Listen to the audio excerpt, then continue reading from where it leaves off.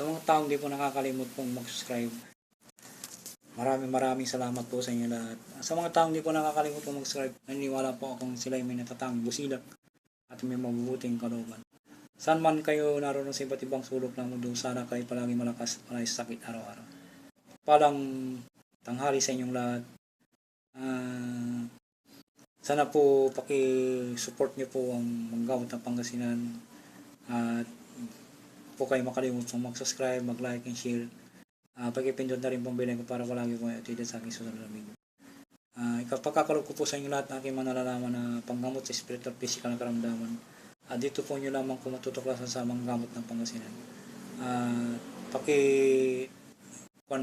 Paki-share na lang po sa iba para malaman po nila na may Manggamot ng Pangasinan ang nagbibigay po ng mga orasyon.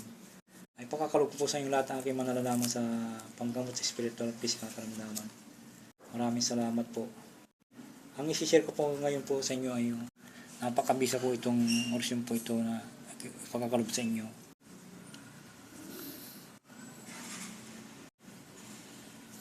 Po.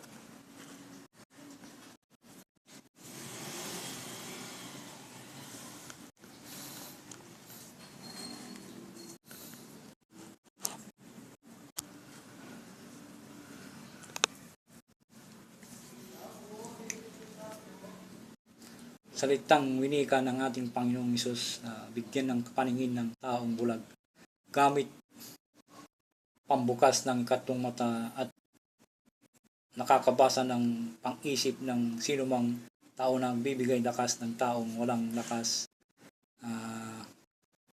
ng pangangatawan. Gamot din sa nabarang na pinagsusugat ng buong katawan.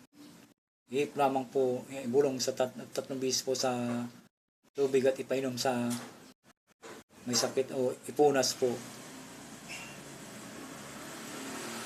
O magpakulo ng tubig po at tapos po ay ipalamigin ng konti, tapos ibulong ang orasyon po at ipunas po sa nagsusugat po niyong katawan. O tapos kumuha kayo ng panibago po na kalahating baso at palamigin nyo po at ibulong po ninyo ang orasyon po at ipainom nyo sa binabarang kinukulam nagsusugat ang katawan. Pamatay din ito sa masamang espiritu, barang at likha ng isang mangkukulam. Ibuga po sa tuktok ng may sakit at kundi alisin ng mangkukulam ay mamatay ang kumulam at yung nagpakulam. Sana po naintindihan po niyo aking paliwanag, napakabisa po ito. Narito po ang orasyon po. Kung halimbawa po ang kinulang po, binabarang po, nagsusugat ang katawan po niya, magpakulo ko po kayo ng tubig, tapos palamigin nyo po ng konti. Yung katamtaman pong pwede nyo na pong ipuna sa nagsusugat na katawan ng pasyente po, o kayo po ang gagawa po na may anak po kayong nakulang o barang. Palamigin nyo po ng konti, tapos usalin po yung orasyon ng 3 beses po at po sa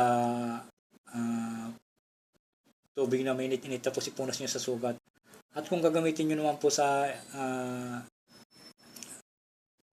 ipainom sa pasyente, yung maligamgam na tubig po, yung kanya po yung inumin, usalin nyo po yung orasyon po at iipon nyo sa tubig inumin ng 3 beses po, ipainom nyo sa pasyente po.